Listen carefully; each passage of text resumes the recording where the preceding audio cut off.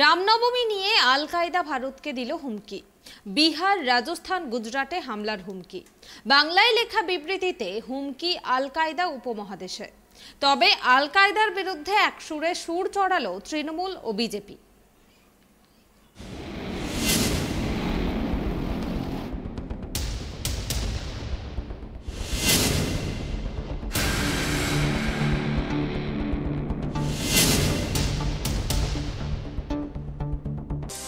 ভারতে হামলার হুমকি দিয়ে আল কায়দার বিবৃতি।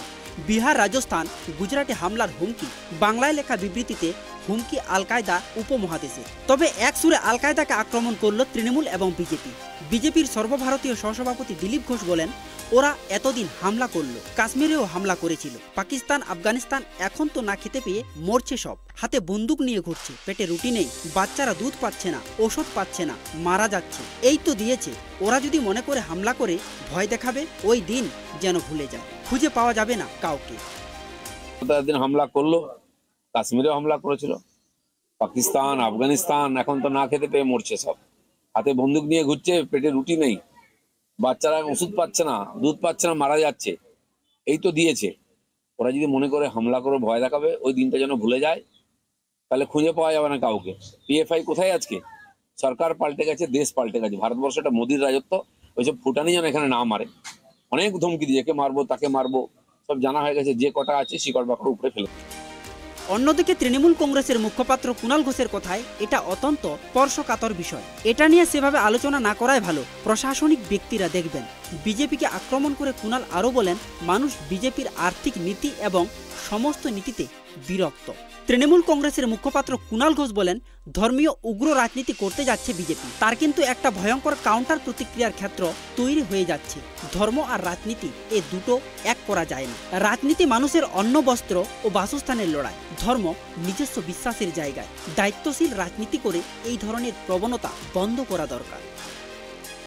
এবং এটা অত্যন্ত স্পর্শকাতর বিষয়। এ ব্যাপারে সেভাবে আলোচনা না করাই ভালো। এটা প্রশাসনিক ব্যক্তিরা দেখবেন। কিন্তু আমরা বারবার বলছি যে এই উগ্র হিন্দু রাজনীতি করতে গিয়ে বিজেপি তো আর্থিক নীতি নিয়ে মানুষকে সহযোগিতা করছে না। মানুষ বিজেপির আর্থিক নীতি এবং সমস্ত নীতিতে বিরক্ত। সেইটাকে ঢাকতে গিয়ে একটা উগ্র ধর্মীয় রাজনীতি করতে যাচ্ছে বিজেপি।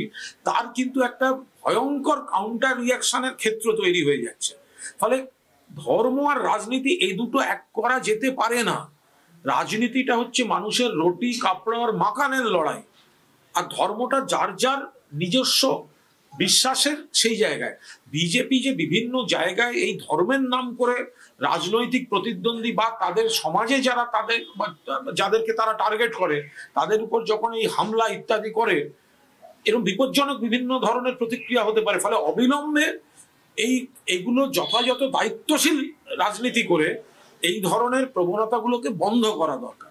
এ নিয়ে বিজেপির মুখপাত্র সৌমিক ভট্টাচার্য বলেন, এ দেশ আল কায়দাকে চেনে। এ দেশ নিজস্ব শক্তি দিয়ে এদের উপড়ে দিবে। সমাজ সংঘবদ্ধ হচ্ছে, সর্বশক্তি দিয়ে এদের মোকাবেলা করবে দেশের সাধারণ মানুষ।